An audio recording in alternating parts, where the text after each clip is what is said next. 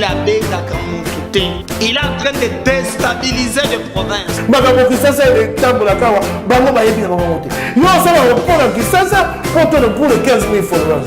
Le président Félix Antoine Tshisekedi a repris le projet de valider cette stratégie nationale.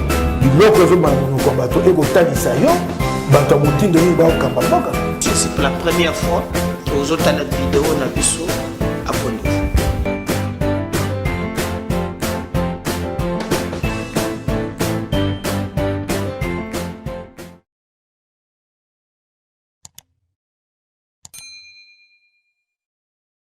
Si bino mbote bandeko bino bo bengaka biso bino vraiment bo zalaka fidèle na MKBZ officiel nazomona ba appel na bino bo toningai likamboni lizoleka entre Yves Buya.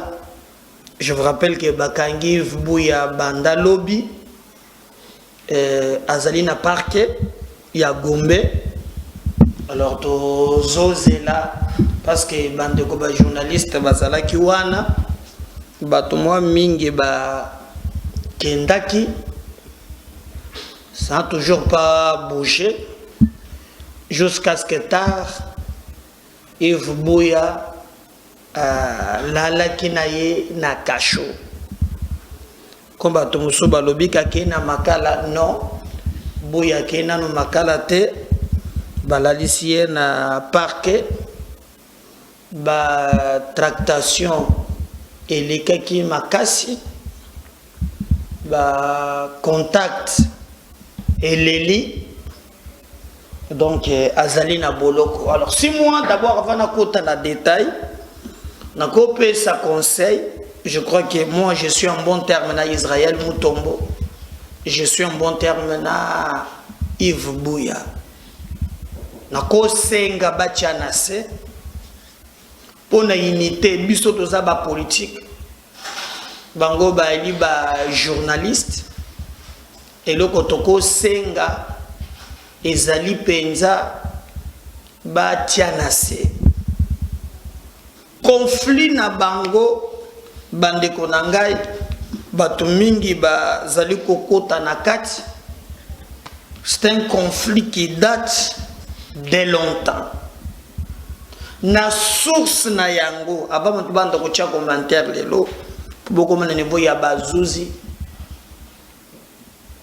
un bon nombre ya ba journalistes pensent qu'Israël azanja yaner infiltra bango makambo belé et lobami tout autour naye. Non seulement ça, akasaka ba copie ya baninga ba entrée. Alors, guerre wane umeli ya suka na chela kibino yango.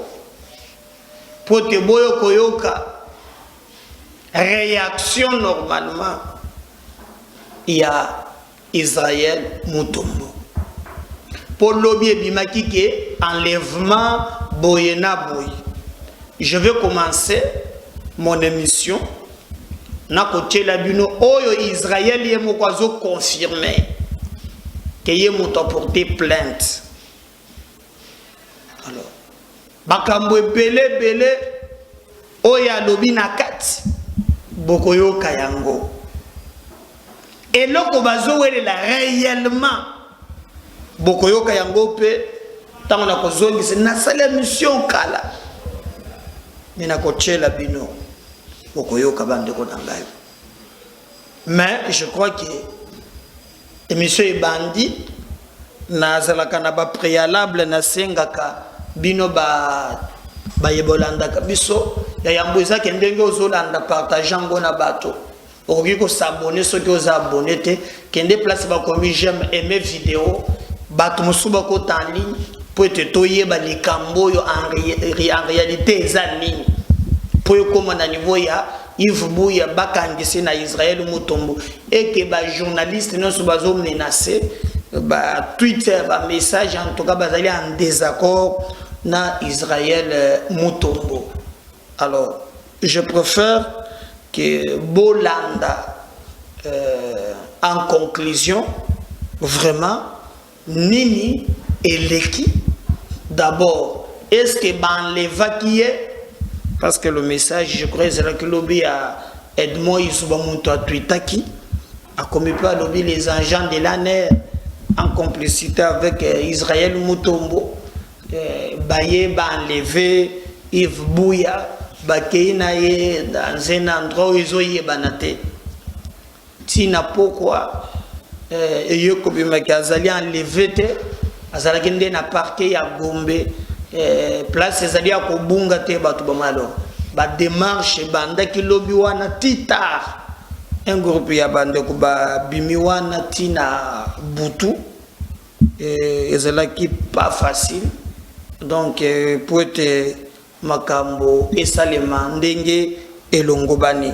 Mais au moins to monaki ke nyonso elekaki na ba condition oyo bato mususu ba déplorer et yango simbana yango pona kokupe ku kezali makambo ya enlèvement te ou bien ibuya za esika oyo abatami bato bayebite Israël Mutombo aye ko annoncer que yé muto a porté plainte et que yé muto a lisima likambo wana et il assume.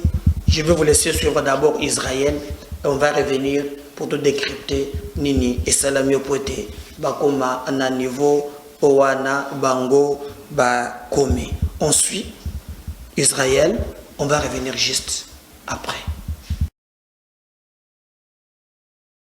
Ngai yebani pe ezoyokana na mato ya bato ba congolais bazana ba vidéo o bazo finga ngai gratuitement sans que nazalata la likambo na moto boyebi bino moko nazala commentaire ya kosala te ko finga ngai yebani pe ezoyokana na mato ya bato ba congolais bazana ba vidéo o bazo finga ngai gratuitement sans que nazalata la likambo na moto naza moto na bolembu mais nazana problème na bato te bato ba ko finga ngai lokola likambo susu pe ba fingi ngai balemba te lika bazo finga ngai ngape na vandi na boy ko réagir na talaka mais atana ndako wa baba TV lobaka atana ndako wa baba TV rolo na vandi kimia ko fingeleki 4 à 5 mois banda batu batie machine po ba finga eloko bazo fingela nga naza ko ebate na sali effort ndenge baza ko finga ngai ba sali effort à chaque fois so ba fingi nga na zui vidéo na sali effort na kamati vidéo wana na tindi yango 1 et pas avocat na ngai 2 na tindi yango na UNPC na keko pesa bato bazali qualifié oyo bakoki kozongisa moto na molongo na mosala na biso soki abungi pendant 4 mois ata mokolo moko te UNPC azui courage ya kobengisa ngai to na bato bazofinga ngai po te bazongisa makamwa na molongo naza kobate naza moto mwasi na bana bazali bazoyoka bifingo wana biso atofinga kabatuta nous parlons de ça la dénonciation sur un travail et puis sur ça la l'état té na vie privée non la kokotangote la plupart de makambo ça la geza lié moi j'ai parlé de Salé à la Gouli et le reste mais ce sont des frères Salé à la Gouli c'est un frère c'était lié au travail c'est fini mais aujourd'hui je crois Salé à la Gouli je l'embrasse c'est un frère naza la difficulté ceux qui font nazo aide na Salé à la Gouli na kozwa ceux qui a kosenga nga ko pesa de même Chadari c'est un grand frère je n'ai pas de point personnel avec lui c'est qu'on fait comme travail les lots ceux qui n'ont besoin la localisation pas Chadari sur les possibilités ça je vais le voir de la même manière il peut avoir des services il va me les demander ba bobé minako tout le monde même papa Bahati on a eu de quoi qu'à un certain moment, mais c'était lié au travail. Aujourd'hui, si je veux le voir, je vais le voir. S'il veut me demander un service, ça passe. C'est-à-dire, Moussala, Tosala, Sorozala, Moussala, l'État, Ozosala, la gestion, on peut vous attaquer par rapport à la gestion. Mais je ne peux pas entrer dans leur vie privée parce que ça ne me concerne pas. Mais vous imaginez que j'ai été attaqué pendant 4 mois, jour pour jour. Et j'ai été patient, je regarde, je ne disais rien. Et on citait nommément mon nom. Nazu Badossé Nyonso. Nazo Pesaraba Ndeko Bazali a titré pour ne pas citer leur nom. Mais ce sont des responsables. Il y a eu une personne, on a Babazo reconnaître. Même président Abisso, au Yaza provincial. Kouloutou Langai. Il a informé de la situation. Bato baza na UNPC, baza informé de la situation. Mais 4 mois, aucune fois, nayoka ba rappeler ngai to ba rappeler bandeko to ndeko to vanda botala pourquoi bozo sala ndeko parce que batako bazo attaquer nga, ça n'a rien à voir avec Moussala. Bazo attaquer nga na vie privée na ngai qui n'a rien à voir avec Moussala. Et j'étais comme ça dans Zota. Et à un certain moment, mon avocat ne voulait même pas, moi j'ai dit bon, écoute, na okene la cap mususu. Je récupère toutes ces vidéos na bandi ko tim de la bateau baza ba proche na biso. Bateau ba yebi biso. Pote ba yede biso. Loko la UNPC jusque là ça la qui dans le côté, mais je pense que bateau ba yebi biso na bondeko bako yede biso. Qu'est-ce que je fais? J'appelle des gens qui sont témoins de cette histoire. Bateau ba yede biso na kati likambo bazali. On a tiré ko zo résolution te. Beledou d'où Jésus a mené des démarches. Mike Mukeba Nkoso a mené des démarches. Médard Kankolongo a mené des démarches. 15 personnes au total. Gauthier C était dans les démarches. Serge Kabongo était dans les démarches. Nani a sali démarche. Maître Bazé Pembe était dans la démarche. A sali démarche wana. Nani a sali démarche wana te. Je vais citer qui Pi Gérard Elenga. Azaki na katia démarche wana. Toujours pour la koluwana ndeko tika kotungisa ndeko na yo. Makambo zoloba, ça n'a rien à voir na musala na yo. Ozo finga ndeko na yo. Boyebani. Ozo finga ndeko. Kosala yango. 15 personnes na tindi po ba solo anandeko. Pendant 4 mois, 15 personnes te voient. Nini ozolo ba pona ndeko na yo. Les gens ne veulent pas entendre. Au fur et à mesure, bazo mona yo. Même Edmond Izuba, qui a publié que le monsieur serait arrêté. Il a été consulté à plusieurs fois. Mon cher Lobanandeko, 15 fois. Mais naza moto, naza nanzoto za libendete. Ata nanda kwa baba TV goloba. Naza quand même moto akunki na kozwa tomber na bitumbate. Donc, avoir subi 4 à 5 mois d'insultes et humiliation, et je regarde, pour la sportivité, mais au-delà de tout, j'ai fait encore de mon mieux. Natindi batu pote ba mona, pour qu'on parle de tout ça. Mais rien n'a marché. Alors, Naza la voix moko. Je suis pas un homme brutal de nature. Bien que Naza mona ma tête, mais je suis pas un homme brutal de nature. La mère de choses à faire. Bato bazo finga bazana droit na bango bazo finga nga pe nazana droit à défense en bonne et due forme. J'ai porté plainte en bonne et due forme. Plainte eza makambo ya babilo côté o batinte. Plainte ezali wa juge naturel les a parqués, ça n'a rien à voir babilo kwa baner, rien. Le juge naturel c'est le parquet. Je dépose la plainte en bonne et due forme. To sombelika OPJ biki asika. Azape na ba papier ne nakutaki papier ya minene penza zana. Parce ndeko oyo azofinga nga abandela nde makambo alobaki mais OPJ azokoma. Esili. Eloko musu ezate. Je pense que je suis clair. Donc ne m'appelez pas ko benga ngai te pona ko yebisa nga ndeko pourquoi sali boye. 4 mois de patience, tout le monde était téléspectateur. Bazo tala ba insulte. Tout le monde a vu. Et na niveau na biso, j'ai mis 15 personnes pour réconcilier par rapport à cette situation. Parce que Misala, oh, bango bazo fingelanga, ça n'a rien à voir avec Moussala, et ça qui est insulte personnelle, on a yebi moutou na makolote. Mais le rôle bande ko batia information be likolo nanga. Je pense que ko pesa nzela ba bandela ngo liboso soko fingingaka OPJ komi. Soko lobika OPJ. Le parquet a été saisi officiellement. Nous avons déposé la plainte et j'assume la plainte. J'ai déposé la plainte. C'est un droit. De la même manière, Navandaki Kima, de la même manière, je peux rebondir. Restez toujours branchés en compagnie à Bossolo Télévision, la seule chaîne au cœur des investigations. Kolanda Makele le abatute, motema mabe andoke bang saramona popite. Talango normal, talango normal. Les gens qui ont tout perdu, batuba sangani ebele basali tour Babel. Basali tour de Babel na bango balobite Israël. Comment qu'on gagner biso, comment Israël a gagné biso na Twitter, a gagné biso na Facebook, a gagné biso na YouTube, azo gagné biso na audience, et puis a Fongoli TV, mais mouton ndenge nini.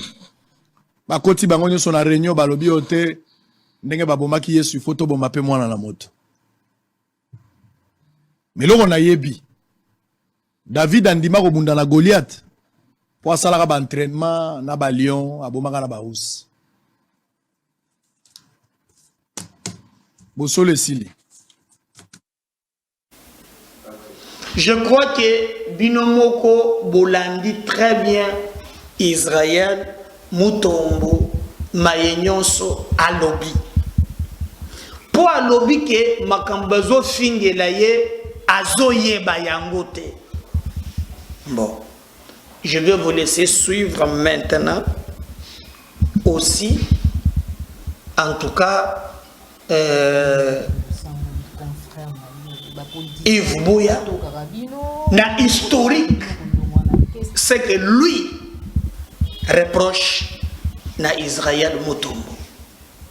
Et là après, nous allons revenir pour continuer na mission Nabiso. Il y a mon copo, n'a eu appel, n'a eu message, mais je vais au moins faire parler les images. Bayamba qui est dans une émission, il explique, selon lui, qu'Israël a il a travaillé avec Kanyema, il a ceci, il démontre. Et surtout, les Cambois sali pas ces qui à Baby Sela. Bouille à voyage il faut qu'il y ait à Madrid na ministre il y a tourisme modéro on suit Bouya historique il y a conflit on va revenir juste après pour continuer l'émission de Mokolo Yalelo. Israël Mutombo sang confrère na yo ba politicien ba to karabino bino moko pe entre bino kondongwana qu'est-ce qui ne va pas parce que déjà vous allez que se préparer déjà plein des années dans la contre ngai na ndeko nanga Israël Mutombo ezali nango vérité azan ndeko nanga nalingaka mingi ngaza mta polele ayeba repananga neba repanaye je connais sa femme je connais ses enfants lui connaît ma femme connaît mes enfants. Il venait chez moi quand je suis abandonné la tourne. Il venait chez moi. Quand on a Kassavoubou, on a immeuble, on a un appartement, on a Japon comme dans le salon, je partais chez lui. Tous les foufous, tous les madessous, activité, anniversaire à Bana, Yaye, tout comme Yanga, on partait. On avait créé une cohésion avec des amis, mais j'ai compris que la mine n'est pas vraie. Pourquoi, comment? Masta a vérité. Comment? Parce que Masta, c'est un ami Oyo qui poignarde les amis derrière les dos. Il m'a poignardé à 2 reprises. J'allais faire Navande, donc ma pas je comprends pas cette bénédiction. Navande n'a l'an passé, en janvier, tout début janvier, on m'appelle, je vais faire un déplacement pour Madrid pour couvrir une activité liée à Makambo. Il y a tourisme à Madrid. Sur la liste, vous avez plusieurs journalistes. Sylvie Bongo, Sango se permet d'appeler Modéro Timba. Les ministres du tourisme pour dire Yves Bouya, bon journaliste, pourquoi Yves Bouya critique les pouvoirs. Preuve, dans sa déplacement à Madrid, na Tikala, plutôt que Beledou, Claude Mavinga, Sylvie Bongo et tout, parce que Kenara déjà passé, je ne sais pas comment moi je suis resté. Mais l'info, après le recoupement, j'appelle les proches, dont j'étais ici, des Modéro. Un de mes vieux, depuis Kala, il me confirme que Moto diabolisant dans ma cambo voyage à Poto, c'est Sango. Israël Mutombo. J'avais fini ma femme. J'ai dit pour moi, je suis Yves Bouya. S'il faut que non, ok, non, sans problème. Parce que ça n'est rien l'Europe pour moi. Mais ce qui m'a dérangé, c'est qu'un ami avec qui on mange au bois, mais pour des choses bénelles, on la voyage à Poto, tu me diabolises. J'ai dit aux amis, bon, qui ça y est, c'est pas ça la vie entre amis. Il y a un moment où je vais faire très prudent dans mon salon. Savoir avec qui tu manges, avec qui tu bois. Là, ils ont déjà oublié ma mouninga. Parce que c'est Moussa, le permet d'abus, tout ça, 10 francs, banabalia, va faire ma vie. Non, Moussa, vous souhaitez maman. N'a pas ma pantalon, tout ça, pas tout est. N'a pas côté caté. Les seuls boulons d'ordre, Moussa, peut-être, n'a pas dans ma politique, peut-être. Natiki, j'ai parlé de mes amis interposés. Moi, je m'avais déjà marié quand ça m'a baillé ma cam. Je dis, vieux, yo, à présent, la maison Kouloutou, ben, dans l'équipe d'Israël, ma toy. Natiki n'a ma cam. Maman, notre qui est Dubaï. Moussa les Benginga. C'est comme Moussa les Benginga. On appelle ça un passeport diplomatique. On appelle ça un passeport diplomatique. N'a pas dit qu'à Kabouïka, Kouloutou, dans le service, il y a ministère, il y a commerce extérieur. Eux veulent piloter Expo Dubaï. Bamouni, ce garçon est intelligent. Il sait écrire. Il a un réseau qui est suivi. Sa voix porte.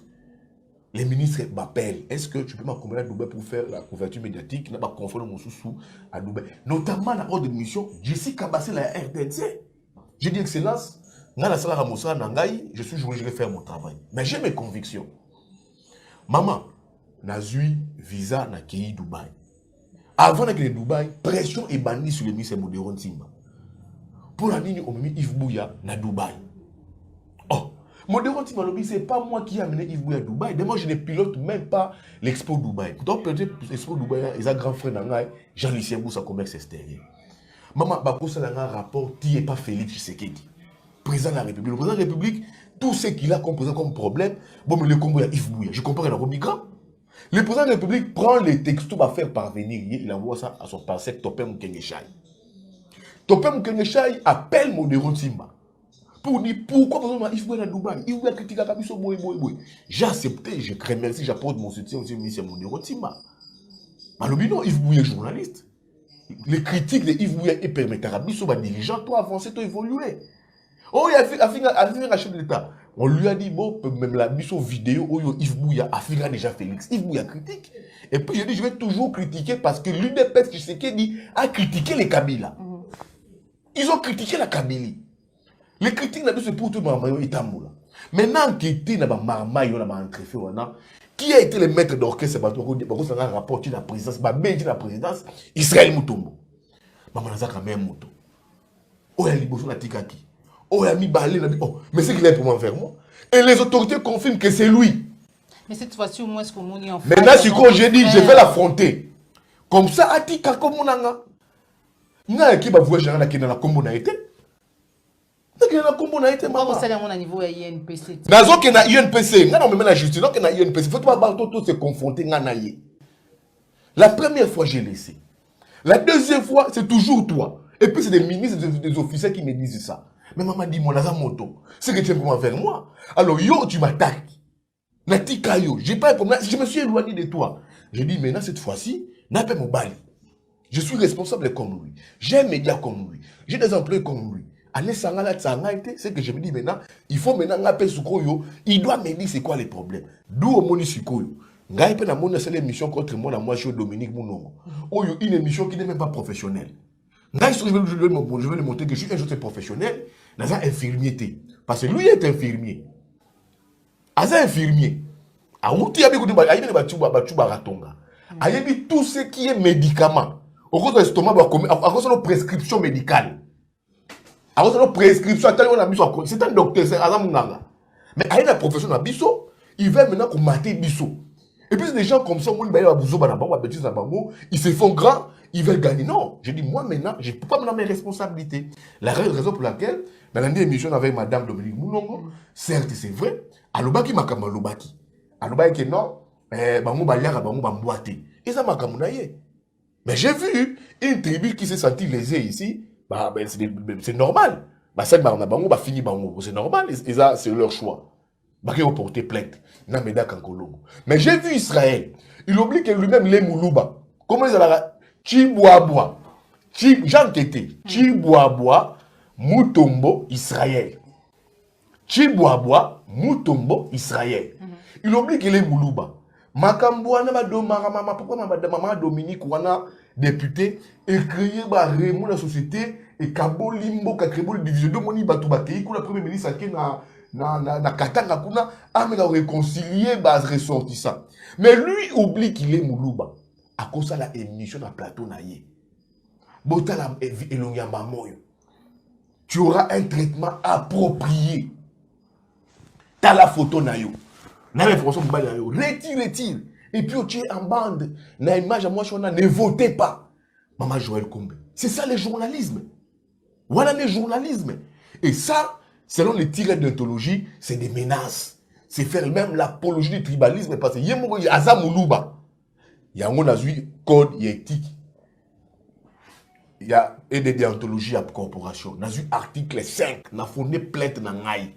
L'article 5, il y a code d'éthique et déontologie. Je vais déposer la plainte lundi à l'UNPC. Comme ça, confronter le Belabiso, UNPC, le Belabiso, ce qui journalisme, UNPC gagne la Rabiso.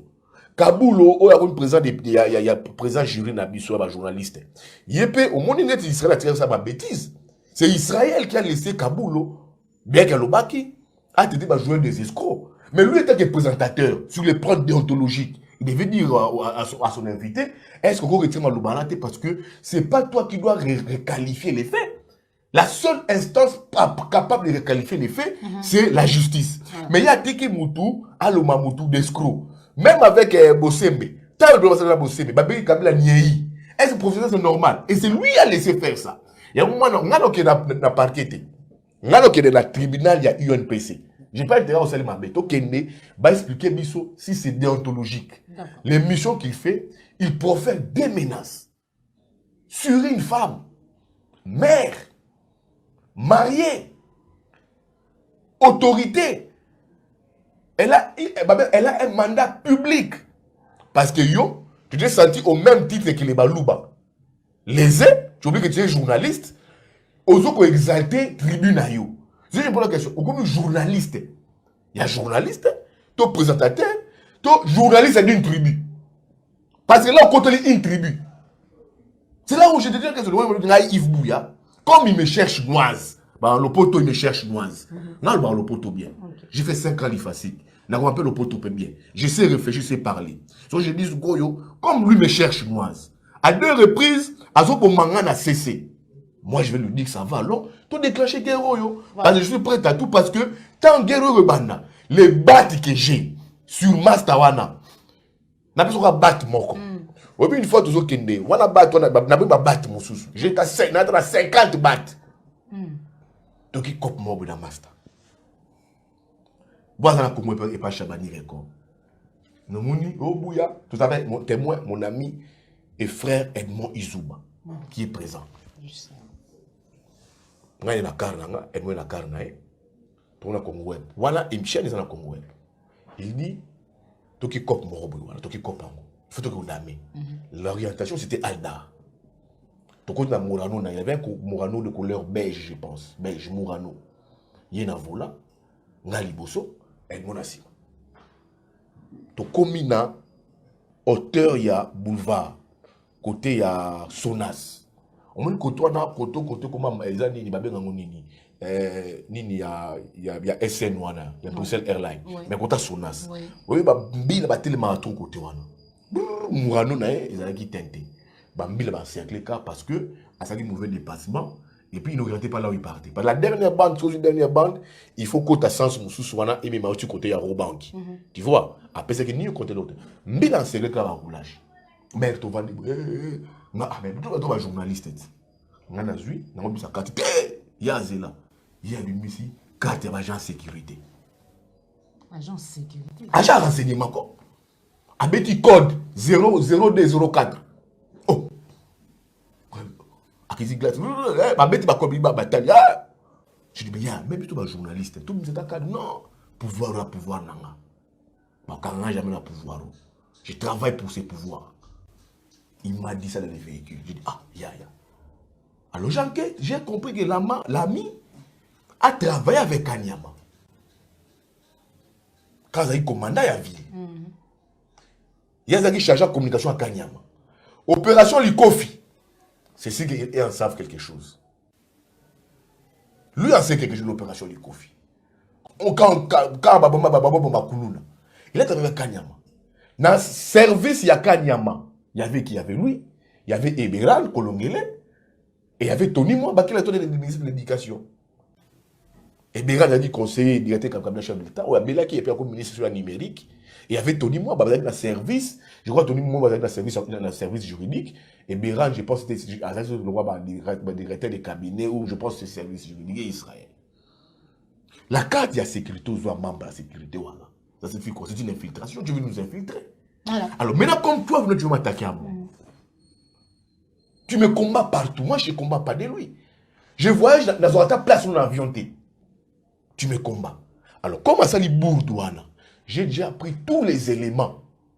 Il y a Makambu Naya, que je ne connais ni d'Adam ni d'Ève. On a support. Lundi, c'est la plainte. Je pars à l'UNPC lundi avec mon avocat. Je dépose la plainte. Et là, j'interpelle l'UNPC. L'actuel comité UNPC, j'ai combattu pour ça à Mwanda. Dans un déplacement congrès à Mwanda. Tout le état généraux et la presse, avec les présidents de la République. Moi, je participe à toutes les activités liées à la presse. La personne qui osera étouffer cette plainte dans le niveau UNPC, je vais les dénoncer. Que ce soit le président Gabi Kouba, il y a UNPC, que ce soit le secrétaire général Jesbi, que ce soit le président du tribunal des pays Kaboul, lui-même est visé par une plainte, il y a Trésor Kalafay. Toute composante, il y a UNPC. Il y a union sur la presse du Congo. On va étouffer plainte contre Israël Mutombo. Je vais donner ça. Je vais donner la confrontation devant le tribunal des pairs. Le Blabiso, l'olenge y a présenté à journalisme. D'accord. L'olenge y a Zambala. Où est-ce que c'est reconnu dans la profession? L'olenge y a c'est où dans la profession? L'olenge a exposé à invité. C'est où dans la profession? Le Blabiso, ce qu'il fait, si et seulement si, c'est du journalisme. C'est ça ma démarche. Merci. Mais ça a été en nuiriété. D'accord. Je vais rester professionnellement, sur le plan professionnel, mais lui maintenant veut me nuire. Pas de mes intérêts, c'est lui qui appelle pourquoi il veut les opposants. Alors, il y a 4 opposants. J'ai mes convictions, il y a un amouka. D'accord. Je vais communiquer à parti politique, il y a parti politique moroté, mais j'aime faire mon travail dans toute objectivité, dans la transparence.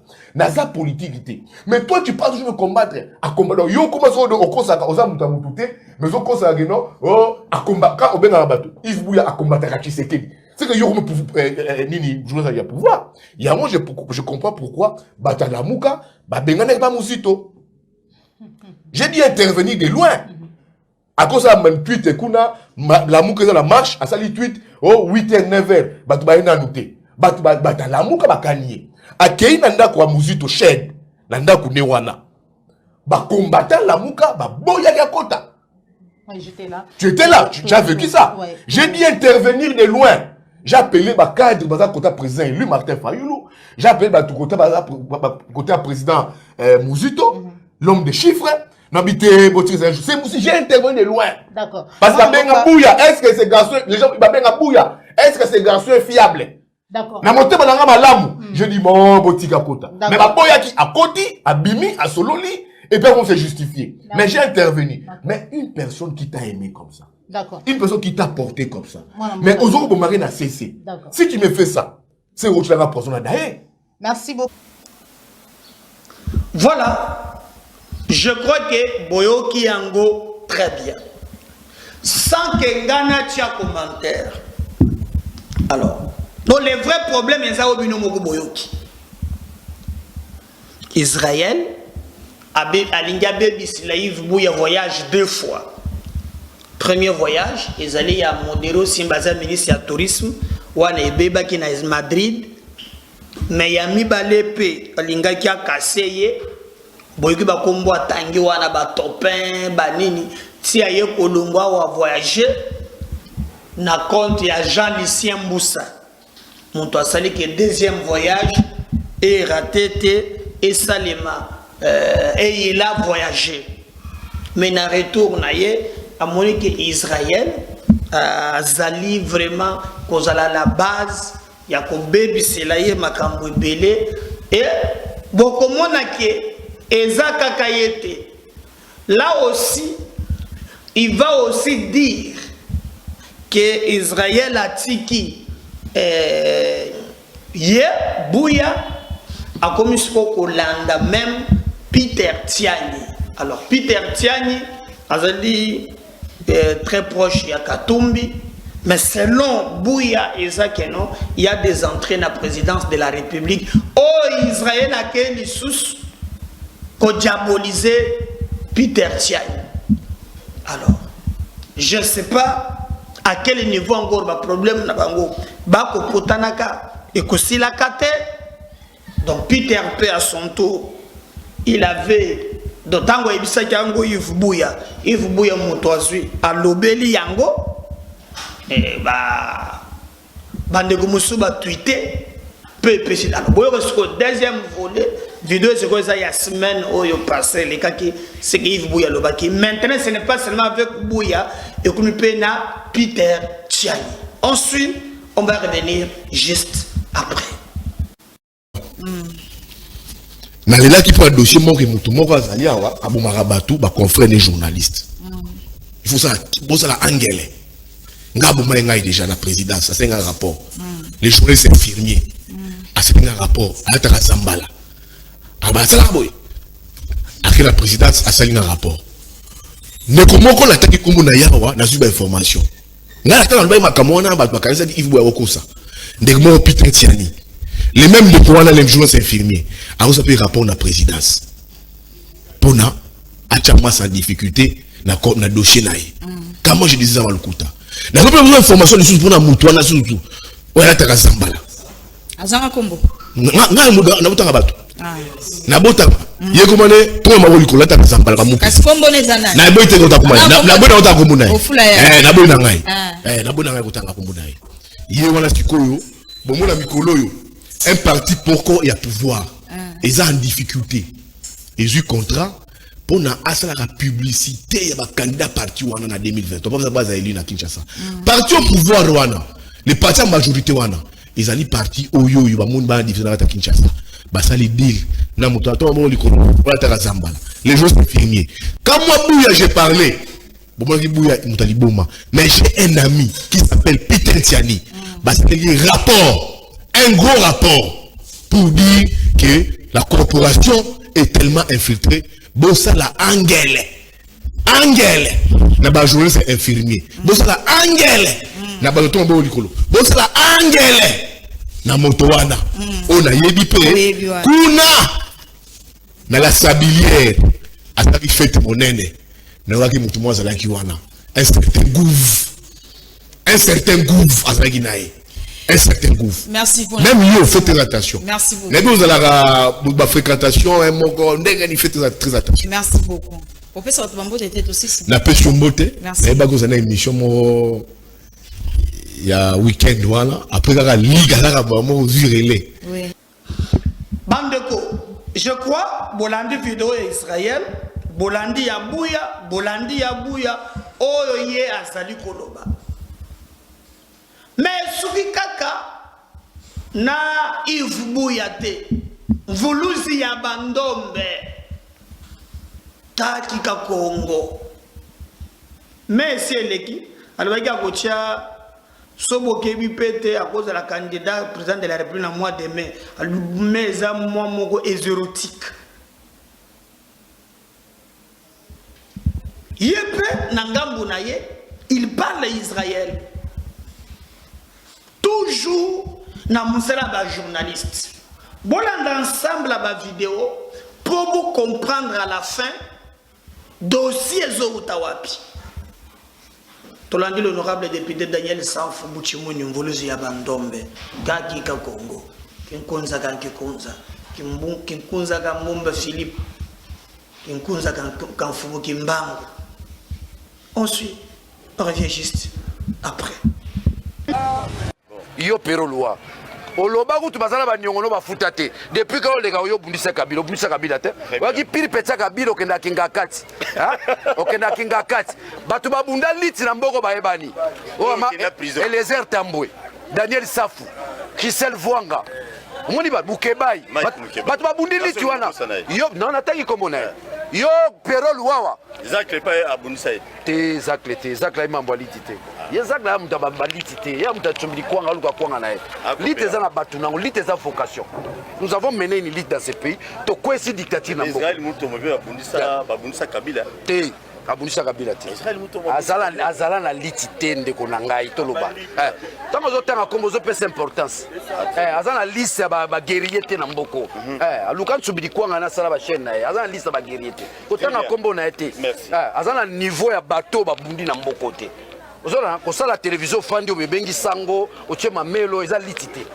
bango baza ba calculateur ba opportuniste na lobby bango baza ba opportuniste ba calculateur ba ye ba fandi ba bedi mbenza ba osila na bango ba bedi mbenza hotel pe ba wongo na osila mais ba Daniel Safu nous continuons tala yango na tchanga zwa pela yango na tchanga yango yo symbole nga yango la flèche qui monte la flèche qui monte donc Voulouz avantage neza mutuezo sala viseur zali viseur osakana. Voilà. Wana nyonso boyoki eza série. Alors, Israël a lobby mafinga eleki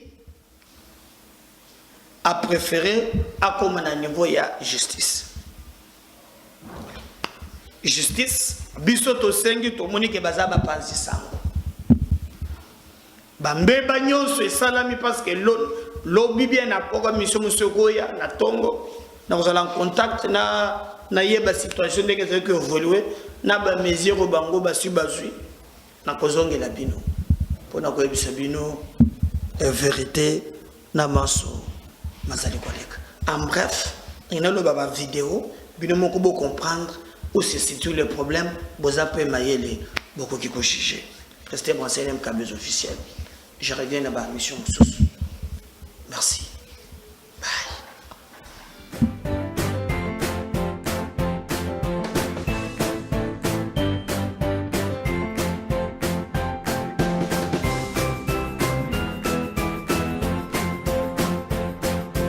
Kabila Beka Kamoutoute, il est en train de déstabiliser les provinces. Makambo Kisasa est tambola kawa, bango bayebi na monte. Yo ça va répondre Kisasa pour le 15 000 followers. Le président Félix Antoine Tshisekedi a repris le projet de valider cette stratégie nationale. Biloko zo bango ko bato e ko talisa yo, bato mutindo ni ba okamba boka. C'est la première fois que vous avez une vidéo na biso.